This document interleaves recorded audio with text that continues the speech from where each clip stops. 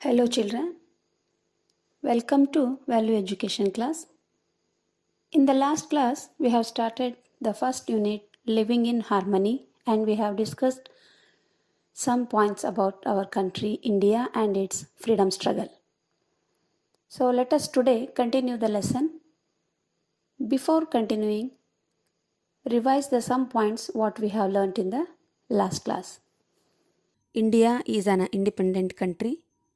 National symbols are the pride of every Indian. Millions of Indians sacrificed their lives for the independence of our country. And Mahatma Gandhiji was a great leader, a teacher, and above all, a father who cared for the welfare of the poorest in every village. And we celebrate his birth anniversary on 2nd October every year as Gandhi Jayanti. All of us also pay homage to him on 30th January, the Martyrs' Day. So this all we have learnt in the last class. Now let us continue the lesson. Children, look into the book, page number 4, second paragraph. Indians are known for their gaiety and cheerfulness. Celebration is in our culture. We celebrate in families, in communities, in the states, and also at the national level. There are cultural as well as religious celebrations. We, the Indians, are known for our happiness and cheerfulness. We find fun, happiness, and enjoyment in our celebrations. We express our happiness through celebrations. For example, if we construct a house or buy a house, we celebrate it. If we purchase a car or a vehicle, we celebrate it. Or even our kids get good marks in the exams, we celebrate it by arranging the parties, etc. So, celebration is in our culture. Not only festivals, our happiness also we celebrate through the celebrations. We celebrate Nagapanchami, Yugadi, Deepavali, etc. in families. Holi, Ganesh Chaturthi in communities. Mysuru Dasara is an example for state celebrations. And at the national level, we celebrate national festivals like Independence Day, Republic Day, etc. Celebrations are of two types. They are cultural and religious celebrations. Cultural celebrations bring all people of the surrounding villages together to have fun and enjoyment irrespective of their religion and caste. It will help to increase the harmony among the people in the society. Some villages are famous for their cattle melas.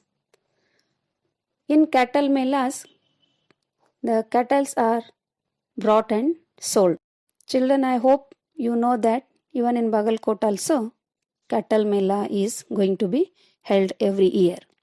Harvest festivals are celebrated in every state of the country. Children, harvest festival means it is the season of gathering the ripened or fully grown crop which is ready for cut. It is like a thanking the God for a successful harvest or for good yields. Harvest festivals are celebrated at various times at different places of the country. Makara Sankranti is one of the most widely celebrated harvest festival of India. Harvest festivals are celebrated with different names in different states.